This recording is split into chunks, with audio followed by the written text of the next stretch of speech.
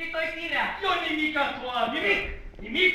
Nimic pe lângă toate isprăvile de seamă. Ce? Nu l-a săvârșit. Cui a putut să vadă un micinos mai mare? Mare, mare! Un inț mai plin de fumuri, un panparon ca acesta. Acesta? Mă prind cui mi-l arată să fiu pe viață sclav. Atâta doar mă încântă. Măslinele murate.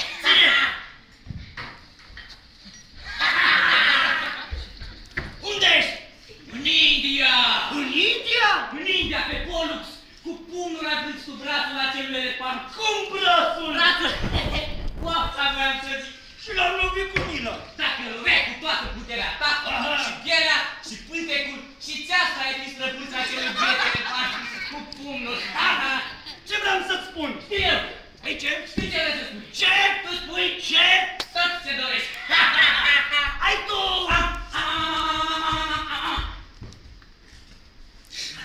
Încerc de seamă. Cu gândul meu, cu gândul mereu ți-l potrivești. Ei, da. Taci ca măgâidile. Dator măi tu să caut și firea să-ți cunosc și vremile din vreme-s dator să ți le aflu. Ții minte că nu... Ce ții? Minte. Închile cea 150. Și altă 100 în Citolatronia, 30 de slanzi și încă 60 macedoneni, ai hăcuit tu singur și numai într-o zi. Cu totul prin urmare câți oameni? 7.000! Memoria-ți bună! La bună, ține! Și în Capadocia?